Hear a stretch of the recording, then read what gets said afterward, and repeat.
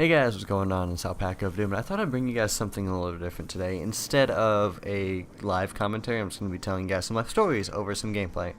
So this is Black Ops 2 solo on town. I started at round 20 because that's more interesting than starting at round 1. But trust me guys, these are not going to be ordinary life stories. These are going to be 3 very, very cringy life stories. I'd like to think I'm fairly normal and everybody does cringy things from time to time. But yeah, let me know in the comments if I'm just like some cringe lord and I should just stop existing. Yeah, let's get right into it. So the first story comes from when I was in like 1st or 2nd grade. I don't know. My birthday is July 10th, which is just middle of summer, right? And my 8th, 7th, one of my birthdays as a young child, I invited a bunch of my school friends over that I haven't seen for a long time. Now this doesn't sound super cringy to start off with, but one of the girls that was coming, I had a massive, massive crush on. Like, beyond belief. She's all I thought about. So naturally, it being in the middle of the summer, we have a party outside in our yard. We had kind of like a side yard. It was really weird. But yeah, we had that, and everything was going fine with my friends until I saw her mom come out of the car. So yeah, I see this girl I have a massive crush on, and what should I do? Should I go up and talk to her with small talk? No. Should I go up and confess my love to her? No. Should I just hang out with my friends and have a fun time? No. What I did was I went into my garage and I hid for about 5 minutes. So me being like 7 or 8, I wasn't good at hiding. I was just crouching behind some basket we had in the back of the garage. And of all the people to spot me, because they're looking for me, I'm the birthday boy and I'm just gone. I'm MIA, right? And the first person to spot me out of like the 50 people there was her. So I'm just hiding behind a basket and I just hear, oh, there he is. And I come out of hiding because I've been spotted. And the party resumes like fairly normally, like really strange. Like this 8-year-old kid and just gone for 5 minutes, and everybody acts like it was nothing.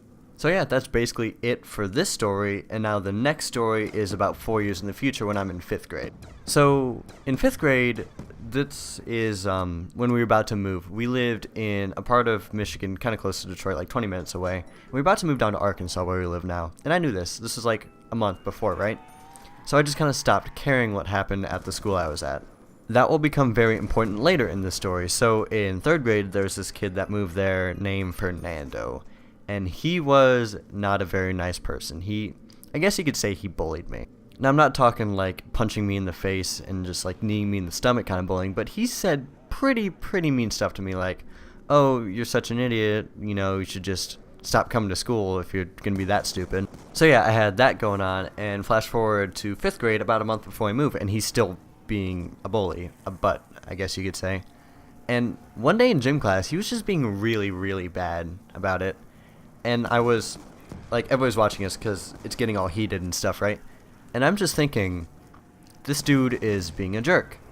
I'm moving in a month. I should just punch him in the face as hard as I can.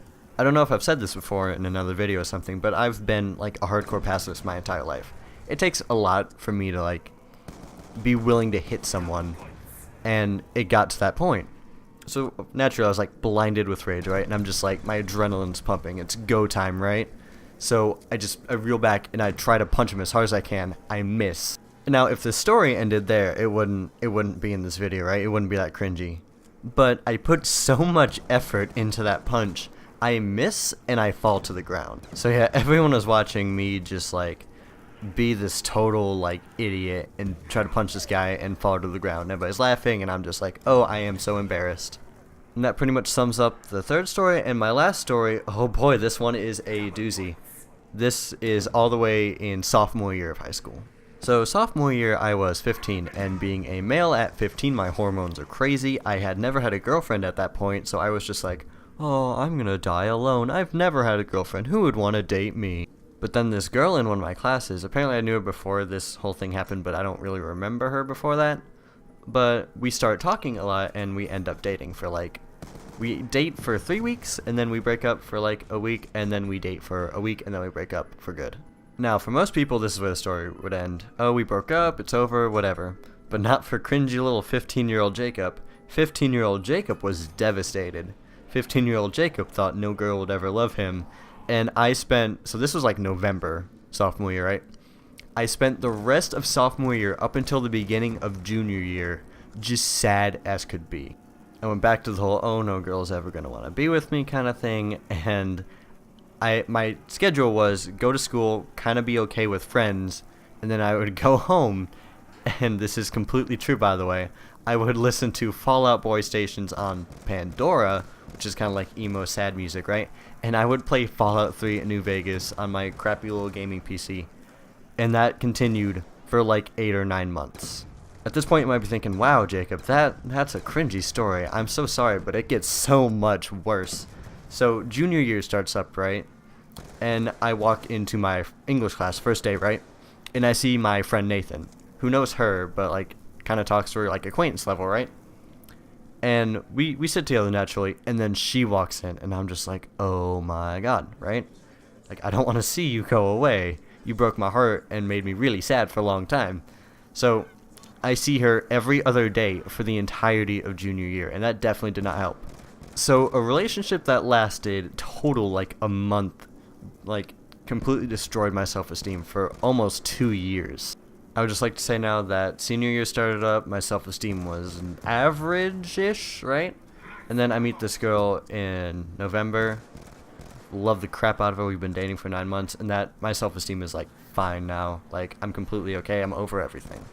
So yeah guys, that was 3 incredibly cringy life stories from me. Hope you guys enjoyed laughing at my shame and misery. But yeah, let me know what you think of this new style of video in the comments below. Should I do more of it? Should I never do this again? Was I an idiot for trying? Let me know in the comments down below. But yeah guys, hope you enjoyed. If you did, be sure to like, comment, and subscribe, and I will see you guys next time. Peace.